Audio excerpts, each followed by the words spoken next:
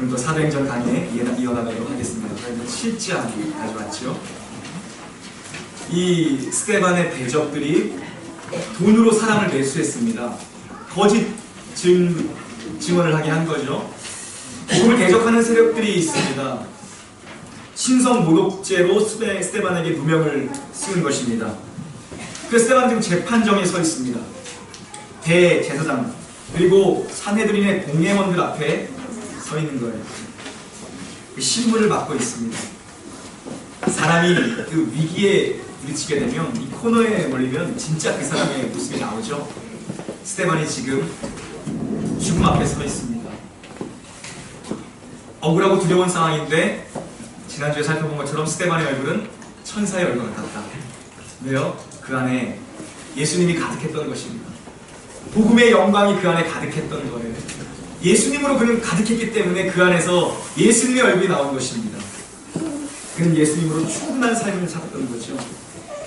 이제 최후의 변론 기회가 스데반에게 주어졌습니다. 최후 변론입니다. 최후 변론. 이 시간에 근데 스데반은 자기 목숨 살리자고 쓰지 않습니다. 이 마지막 기회에 스데반이 전한 것은 도리어 복음이었습니다. 그 안에 예수님이 충만하니까 예수님의 이야기를 할 수밖에 없었던 것입니다. 그것은 진리였고 스데반을 가득 채우고 있었습니다. 그 진리이신 예수님께서. 이제 스데반의 설교가 시작됩니다. 2절 함께 봉독하겠습니다. 2절 시작. 스데반이 그에게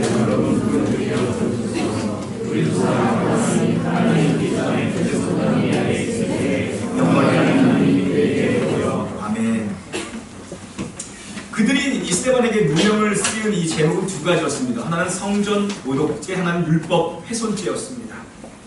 그런데 스데반이 이들을 향해서 설교를 시작하는데 스데반의 설교는 율법하면 모세잖아요. 성전하면 뭐 다윗 솔로몬이잖아요. 그런데 이 스데반은 설교의 도입을 아브라함으로 끌고 올라갑니다. 아브라함으로부터 그 메시지를 시작하는 것입니다. 부형들이여, 지금부터 내가 전하는 말씀을 잘 들어보십시오. 제 얘기를 좀 들어보십시오. 유대인들이 가지고 있던 선민의식의 뿌리는 아브라함이었습니다. 그런데 스데반이 아브라함의 이야기를 시작하지만 스데반이 전하고자 했던 건 아브라함의 이야기가 아닙니다. 그 메시지의 진짜 핵심은 뭡니까? 영광의 하나님이 아브라함을 찾아왔다는 것이 그 메시지의 핵심입니다. 영광의 하나님이 너희들이 조상인 아브라함에게 보이셨다는 것이 메시지의 핵심입니다. 하나님이 아브라함을 찾아오시기 전까지 아브라함은 우상을 만들어 팔던, 우상을 깎아 팔던 중소기업 사장님의 돈 좀 있는 집안의 아들이었어요. 돈은 좀 있었던 것 같은데 그 인생은 비어 있었습니다. 내용이 없는 인생이었습니다. 영광의 하나님이 그에게 찾아오시는 순간부터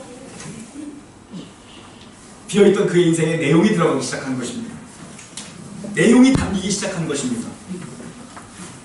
우리의 인생을 써내려가는 것은 우리 자신이 아닙니다. 우리가 우리 인생을 계획하지만 마음으로 자기 인생을 계획한다 할지라도 그 걸음을 인도하시는 것은 하나님이십니다. 내가 믿는다고 하지만 그 믿음은 나로부터 출발하지 않습니다. 우리가 믿는다라고 하지만 그 믿음은 우리로부터 출발되지 않습니다. 우리가 이해할 수 없을 때, 우리가 생각할 수 없을 때, 우리가 다 알지 못할 때, 성경대로라면 우리가 아직 죄인 되었을 그때에 하나님이 우리에게 먼저 찾아오신 것입니다. 그게 믿음입니다. 그게 구원입니다. 이게 복음이죠. 우리가 어떻게 하나님을 믿게 되었습니까? 여러분이 어떻게 하나님을 믿게 되었습니까?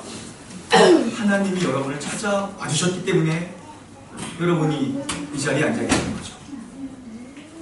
하나님이 자신을 보여주시는 것만큼만 우리는 그분을 볼 수 있고, 하나님이 자신을 알려주시는 것만큼만 우리는 그분을 알 수 있습니다.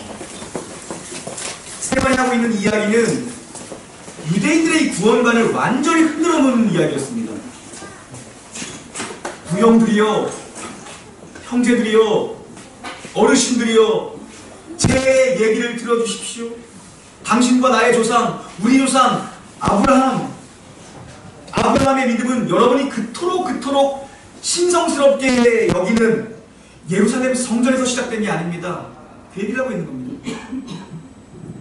당신들이 지금 이방 땅이라고 부르는 그곳, 갈대아 우르 혹은 메소포타미아, 그곳은 이방 땅이었습니다.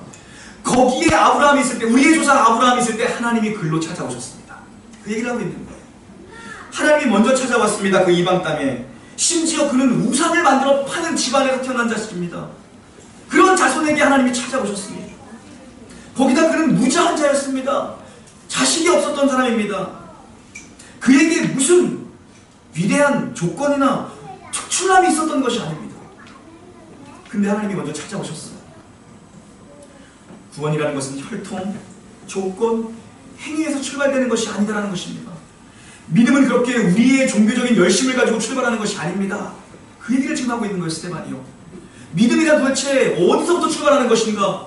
도대체 우리의 구원은 어디로부터 출발하는 것인가? 하나님의 열심으로 출발했다는 것입니다. 나에게서 이 구원의 근거를 찾을 수 없고, 나에게서 이 믿음의 출발을 찾을 수 없습니다. 그것은 하나님의 열심이었고, 그것은 하나님으로부터 출발하는 것입니다, 여러분. 믿음은 개념, 그리고 믿음은 관념이 아닙니다. 믿음은 사건이고, 믿음은 실제입니다. 하나님이 나를 찾아오신 그날 비로소 나는 믿게 되는 것입니다. 그 얘기를 하고 있는 것입니다. 내가 회개했기 때문에 하나님을 믿는다? 아닙니다. 하나님이 나를 찾아와 주셨기 때문에, 내가 중생했기 때문에 나는 회개할 힘이 생긴 것입니다. 그 얘기를 지금 스데반이 하고 있는 것입니다. 그런데 그 하나님이 어떤 하나님인가? 나를 찾아와 주신, 우리를 찾아와 주신 하나님이 어떤 하나님인가? 그분은 영광의 하나님입니다. 영광의 하나님입니다. 영광은 하나님을 설명할 때 쓰여지는 단어입니다. 영광은 사람에게 맞지 않는 단어입니다. 그런데 우리의 죄된 곳은 하나님의 영광을 가로채려 할 때가 있습니다. 우리는 하나님의 영광을 가릴 때가 있습니다. 영광은 하나님께 적합한 단어이고, 영광은 하나님이 받으셔야 되는 단어입니다. 영광의 하나님을 만나는 것으로부터 믿음이 출발하는 것입니다. 영광, 그 영광을 본 사람이 강한 사람입니다. 영광을 봐야 사명 감당합니다. 영광을 봐야 돼요. 영광을 보면 위대한 헌신을 할 수 있습니다. 영광을 보면 쉽게 결단할 수 있습니다. 그 영광의 하나님이 아브라함을 찾아가시는 거예요. 3절 함께 공독합니다. 3절 시작. 이르시되 내 고향과 친척을 떠나라. 아멘. 영광을 보여주신 그 하나님, 그 영광의 하나님이 나타나셔서 아브라함의 인생에 이 터닝 포인트가 되는 말씀을 하십니다. 그런 말씀을 주십니다. 무엇입니까? 그것은 떠나라는 것입니다. 그것은 떠나라. 너의 고향, 너의 친척, 아비집을 떠나라는 것입니다. 결코 쉬운 일이 아닙니다. 고향을 떠난다는 거 결코 쉬운 일이 아닙니다. 그런데 주님이 주신, 하나님이 주신 첫 번째 미션은 떠나는 것입니다. 가라! 이게 미션이었습니다. 가라! 가서 너희는 아버지와 아들과 성령의 이름으로 세례를 주라. 마치 예수님이 주신 마지막 사명인 것처럼 하나님이 아브라함을 부르시고 아브라함에게 주신 것 가라입니다. 가라. 내게 지시할 땅, 내게 보여줄 땅입니다. 뭡니까? 내게 보여준 땅이 아니라 내게 보여줄 땅입니다. 내게 지시할 땅입니다. 하나님은 목적지를 알고 계셨는데 아브라함은 몰랐습니다. 이것을 히브리 기자는 뭐라고 표현합니까? 갈 바를 알지 못한 데 출발했다고 합니다. 갈 바를 알지 못했지 아브라함. 이렇게 믿음은 순종으로 시작합니다. 그리고 믿음은 어디서 끝이 납니까? 또 순종으로 모리아 산에서 이삭을 드리는 순종으로 끝이 납니다. 믿음은 순종으로 시작해서 믿음은 순종으로 끝이 나는 것입니다. 하나님이 자격 없는 아브라함을 찾아오셨다. 이게 믿음의 시작입니다. 첫 번째 작업, 믿음의 조상으로 만들어가기 위한, 위대한 믿음의 사람으로 만들어가기 위한 첫 번째 미션은 고향을 떠나는 가라입니다. 내가 인간적으로 의지할 만한 것을 떠나라는 것이죠. 너를 보호해주는 것들, 너의 안전장치들, 너를 지켜준다고 여기는 것들, 그것들보다 떠나 하나님만 의지하는 것입니다. 그것들 떠나서 안주의 자리, 세속의 자리, 자기 고집의 자리, 옛사람의 자리, 거기서부터 떠나라는 것입니다. 이 집안은 우상을 만들어 파는 집안이었죠. 아브라함이 영광의 하나님을 만나지 못했다면, 여러분이 영광의 하나님을 보지 못했다면 동일했을 것입니다. 10중 8구 이 사람도 아버지의 가업을 이어받았을 것입니다. 영광의 하나님을 만났기 때문에 우리는 여기에 있을 수 있는 것입니다. 영광의 하나님. 음란함과 우상숭배가 가득한 그 땅을 떠나라는 것은 무엇입니까? 단순히 떠나는 것이 아니라 주님이 주신 미션이 있습니다. 사명이 있습니다. 무엇입니까? 축복을 열방으로 흘려보내는 복의 근원이 되라는 것입니다. 여러분을 하나님이 찾아오셨고 여러분에게 믿음을 주셨고 여러분을 부르신데 하나님의 미션이 있습니다. 열방을 후대에 열방으로 영광을 열방으로 축복을 흘려보내라는 것이죠. 하나님의 거룩한 소명입니다. 하나님의 거룩한 소명. 믿음은 이 소명을 받고 한 걸음을 떼는 것입니다. 한 걸음. 올해 2018년이 저 여러분이 믿음으로 한 걸음 전진하는 복된 한 해가 되기를 주님의 이름으로 축원합니다. 4절 공독합니다. 4절 시작. 아브라함이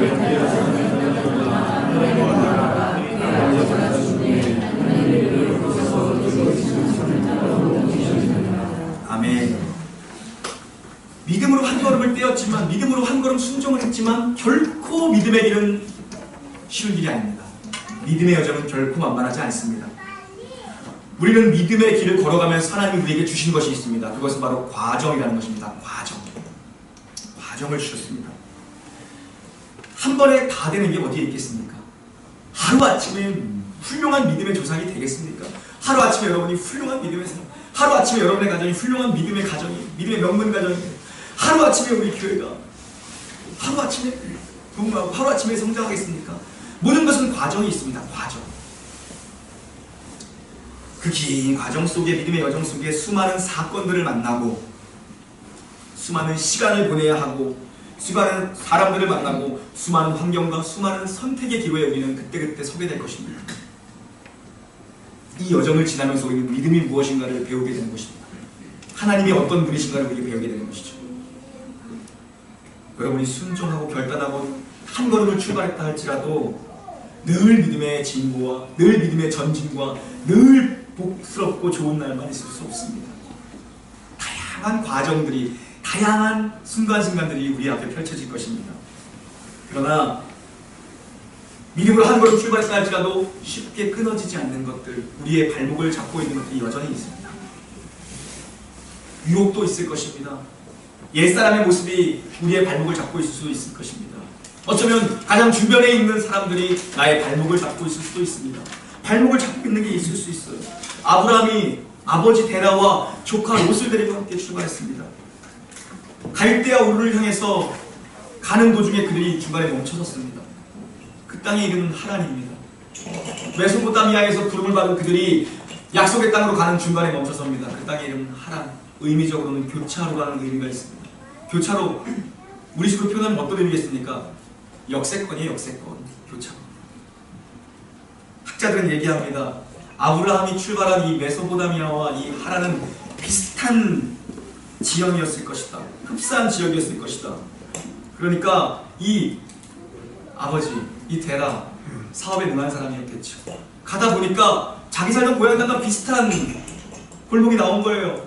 비슷한 역세권이 나온 거예요. 그들이 거기서 멈춰섭니다. 그들이 거기서 쉬어갑니다. 그것이 하루가 되고 이틀이 되고 1년이 되고 2년이 됩니다. 그들이 그곳에 멈춰섭니다. 그리고 그곳에서 데라의 죽음을 맛봅니다. 아버지가 그 땅에서 죽습니다. 그리고 데라가 죽을 때까지 그들은 하란 땅에 머물러 있습니다. 믿음의 여정에서 우리를 앞으로 전진하지 못하도록 묶어두는 것, 우리에게 익숙한 것들, 잘라내지 못한 것들, 적당한 것들, 타협하는 것들, 눈에 보이는 좋은 조건들, 유혹거리들. 아브라함 데라가 죽기까지 그 땅을 떠나지 못합니다. 데라의 죽음과 함께 하나님이 거기서 그를 옮기셨다라고 성경은 기록하고 있습니다. 이번에도 영광의 하나님이 그에게 나타나 그를 옮기신 것입니다. 메소포타미아의 갈대아 우르에 있을 때 영광의 하나님이 그에게 나타나 그의 인생의 주도권을 잡으시고 고향과 친척과 아버지의 집을 떠나 내가 내게 줄 땅으로 가라는 인생의 내용을 주셨고 비전을 주셨고 그리고 하란 땅에서 머뭇거리고 있는 아브라함을 약속의 땅으로 하나님이 옮겨주신 것입니다. 스테반 전하고 싶은 메시지가 대체 뭡니까? 하나님이 하셨다는 것입니다. 하나님이 다 하셨다는 것입니다. 그 얘기를 하고 싶은 거예요. 아브라함이 너희 믿음의 조상이냐? 아브라함의 후손이라는 것, 그것을 붙잡고 너희가 지금 이 형식과 이 종교적 열심에 묶여있는 것이냐? 예수님 뭐라고 말씀하십니까? 너희가 아브라함의 후손이냐? 내가 돌들을 가지고도 아브라함의 후손을 만들 수 있다고 말씀하십니다. 아브라함에게서 구원의 조건을 찾을 수 없다는 것입니다. 아브라함의 아브라함됨이 어디서부터 출발했는가? 우리의 신자됨, 우리의 그리스도인됨, 우리의 믿음이라는 것, 우리의 구원이라는 것이 대체 어디로부터 출발하는 것인가? 영광의 하나님으로부터 출발했다는 것입니다. 하나님이 하란에서 지체하고 있는 아브라함을 옮기십니다. 그런데 약속의 땅에 도착했습니다. 하나님 그를 옮겨오셨어요. 그런데 이상한 일이 벌어집니다. 5절 함께 공독합니다. 5절 시작.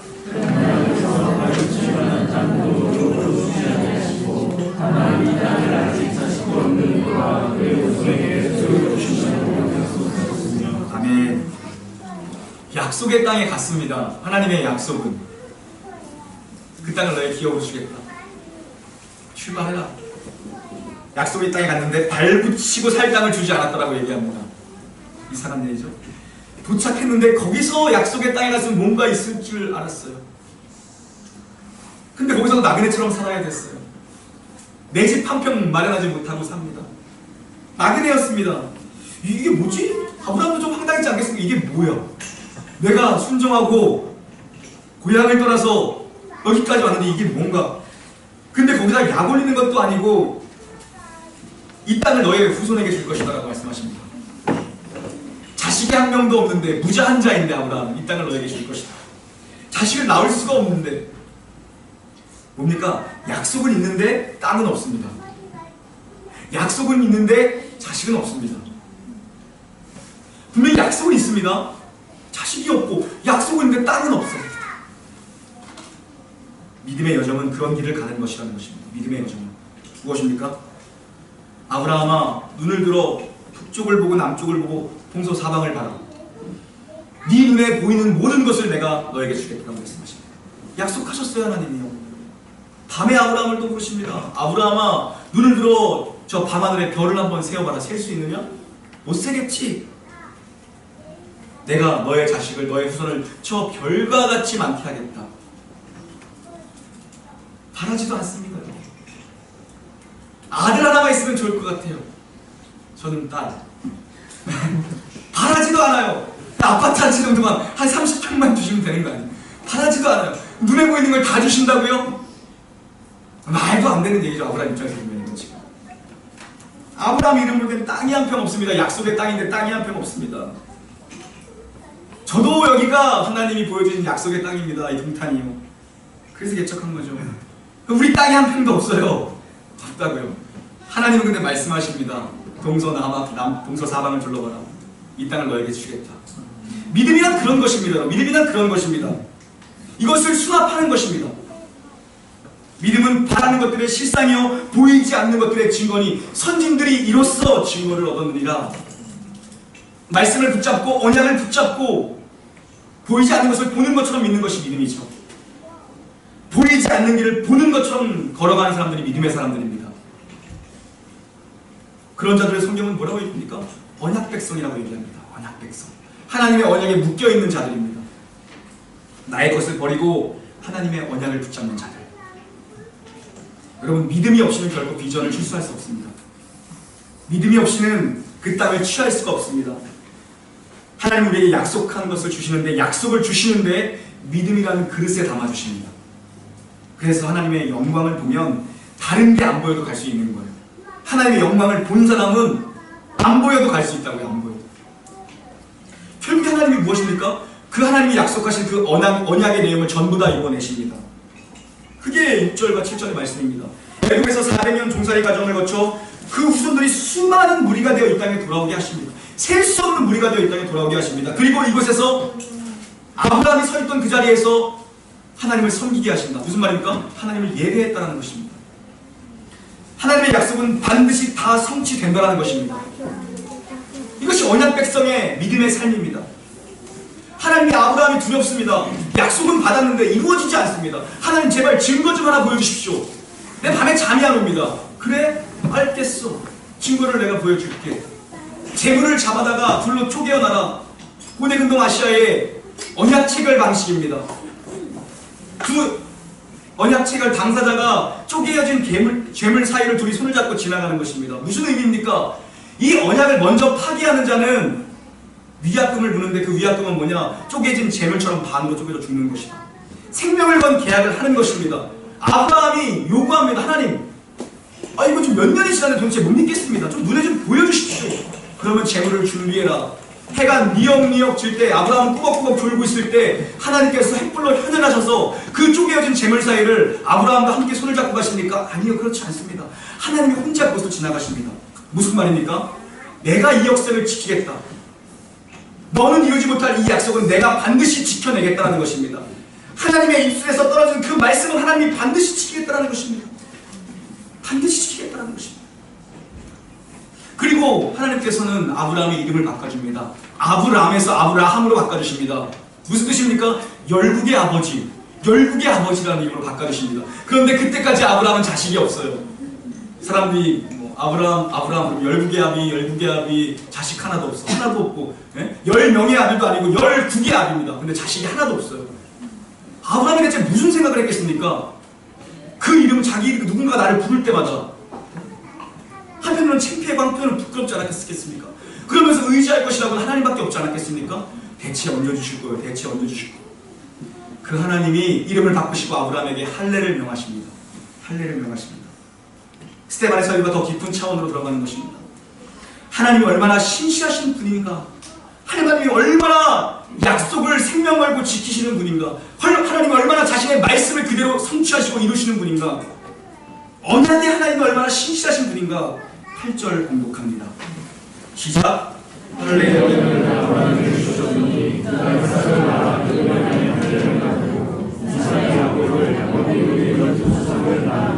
아멘.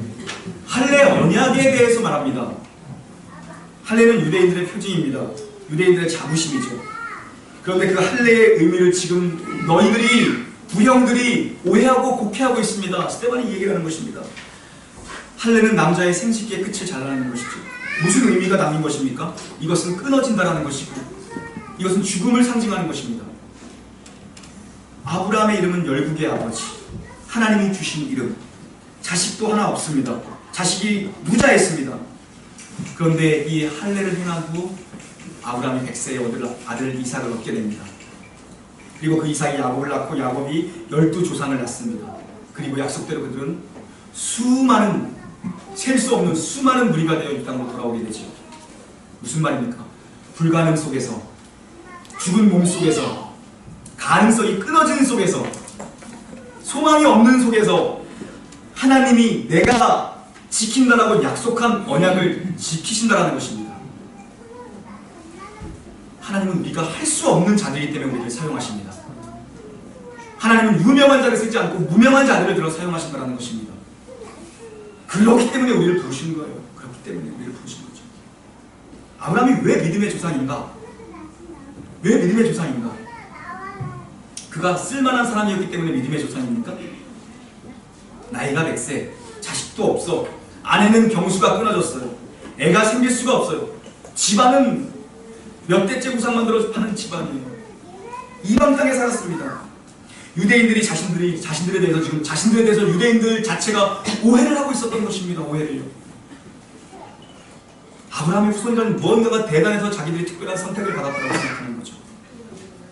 그러나 하나님은 할 수 없는 사람, 자격이 없는 사람, 조건이 안 되는 사람을 택해서 믿음의 대표로 세우신 것입니다. 오고 오는 모든 세대들에게 이 사람이 믿음의 조상이다, 이 사람이 너희가 갖고 있는 믿음의 조상이다, 그 얘기를 우리에게 써내려 가신 것입니다. 여러분이 제법 쓸만해서 하나님이 여러분을 부르신 건 아닙니다.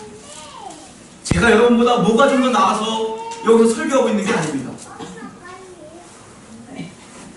불가능한 것, 불가능한 존재들, 마른 막대기와 같은 자들, 도리어 자격이 없는 자들을 세우셔서 하나님이 알려주시는 것이 무엇입니까? 하나님의 은혜가 이런 것이다, 하나님의 능력이 이런 것이다, 그걸 알려주시는 거예요. 하나님의 은혜가 이런 것이다. 여러분, 그래서 사실 교회는 더 이상한 사람들이 많은 게 정상이에요. 말이 잘 안 통하는 사람들이 많은 게 정상이에요. 하나님이 저런 사람도 은혜를 베푸셔서 하나님이 사용하시는구나. 그걸 보시면 돼요. 저 사람은 왜 저럴까가 아닙니다. 하나님의 은혜가 이렇게 크구나. 하나님의 은혜가 이렇게 넓구나. 그리고 우리는 그 속에서 무엇을 봅니까? 저보다 더하는 나를 구원하신 게 하나님이시구나. 그것입니다. 그걸 알려주시는 거예요. 목회를 하면 할수록, 물론 얼마 안 했지만 하면 할수록 이게 제가 감당할 수 있는 일이 내 능력 밖의 일이라는 것을 처절하게 깨닫습니다. 저는 신학교 다닐 때요, 전도사 사역하고 부목사 사역할 때까지 교회 권사님들이 늘 저한테 그랬어요. 어딜 가나, 우리 신전도사님은 어디 가도 잘할 분이야. 나중에 큰 교회 청빙 받아가도 목회를 잘하실 분이고, 개척해도 사람들이 무릎을 올려드리겠어. 그랬다고요. 말은 안 했지만 저도 은근히 알고 있습니다 생각했어요. 대놓고 말은 안 했는데 저도 은근히 알고 있습니다 저도 생각했어요. 막상 해보니까 꽝이야, 꽝. 말짱 꽝이야. 안 돼요, 안 돼요. 죽을 쓰잖아요. 제가 할수록 어려워요. 사람이 많아질수록 어려워요. 그런 겁니다. 목사가 돼서 제일 감사한 건 하나예요. 네? 그래도 예배는 하나님이 안 빠지게 하시는구나. 그거 하나는 감사하더라고요. 네. 그래도 어떻게든 하나님이 예배는 안 빠뜨리시는구나. 제일 감사한 거 아니에요? 여러분보다 믿음이 좋아서 이 얘기를 하고 있는 게 아니라고요. 지금 아브라함의 이야기가, 스데반이 그 얘기를 하는 거예요. 아브라함이 뭐가 대단하다고 아브라함이냐? 돌 가지고도 아브라함의 조상을 만든다. 하나님은 그런 분이다. 네. 목사가 안 됐으면 예배도 안 드릴까봐 하나님 목사를 만드시고. 네? 그렇다. 그러나 이 과정을 통해서 제가 배우는 건 뭡니까? 우리가 배우는 건 뭡니까? 하나님이 우리에게 믿음을 가르쳐주고 계시는구나. 이 과정을 통해서 믿음을 가르쳐주시는구나. 그걸 배우면 됩니다. 그걸. 믿음이라는 것은 나 자신에 대한 사실 소망이 끊어질 때 생깁니다. 나 자신에 대한. 내가 의지하는 것들, 나의 교만함들, 내가 믿으며 살아가는 것들, 소망이 끊어질 때 거기서 비로소 진정한 믿음, 그게 나오죠. 하나님은 그래서 여러분 자신이 할 수 없을 때 그때까지 기다리세요. 매사에 그렇습니다. 내가 할 수 있을 것 같고, 내가 뭔가 될 것 같고, 내가 공부해서 될 것 같고, 내가 노력해서 될 것 같고, 내가 뭐 해서 교회 부흥할 것 같고, 그럴 때, 그게 깨어질 때, 내면서 하나님이 눈물을 보실 때에 하나님, 제 힘으로는 이게 할 수 없는 일이군요. 안 되는군요. 그때 하나님이 그때까지 기다리세요. 저는 여러분이 영광의 하나님을 경험하신 분들이라면, 정말 하나님으로부터 출발한 믿음을 가지고 계신 분들이라면 무릎 꿇고 두 손 들고 주님 제대로 믿으시기를 주님의 이름으로 축원합니다. 여러분, 하나님이 쓰시고자 하면 많은 막대기로 들어 사용하십니다. 우리가 무슨 자격이 있어서 여기까지 왔겠습니까? 우리가 뭐가 대단하다고 이런 믿음을 소유한 자가 되었느냐는 것입니다. 스테반 그 얘기를 하고 있는 것입니다. 영광의 하나님이 자격 없고 비천한 우리 인간을 찾아오심으로 우리는 복이 됐다는 것입니다. 하나님이 찾아왔기 때문에 된 건다. 근데 우리가 무언가가 돼서, 우리가 무슨 자격이나 조건이 있기 때문에 우리가 지금 이러고 있다고 생각하는 것, 그게 아니라는 거죠. 하나님이 찾아오셔서 우리를 복의 근원으로 부르시고, 우리를 복으로 부르시고, 그 축복의 물줄기가 흘러 가도록, 그리고 그 축복의 물줄기가 흘러 우리가 여기까지 왔다는 것이죠. 그리고 그 물줄기는 우리의 후손들에게, 우리의 후대에게 흘러 축복의 큰 강을 이루게 될 줄로 믿습니다. 스데반은 이 설교를 통해서 이 시대의 그리스도인들에게, 우리들에게 도전합니다. 부형들이여, 형제들이여, 들어주십시오. 영광의 하나님이 당신을 찾아온 거기서부터 믿음을 다시 시작하십시오. 여러분 자신을 의지하지 마시고, 나의 나됨을 의지하지 마시고, 영광의 하나님을 붙드십시오. 믿음은 여러분의 어떠함 때문에, 여러분의 근거가 있어서 믿음이 출발하는 것이 아닙니다. 왜 내게 굳센 믿음과 성령 주셔서 주 예수 믿게 하는지 다 알 수 없지만 그 하나님이 나를 찾아와 주셨기 때문에 이 비천한 내가 이 자리에 있을 수 있습니다.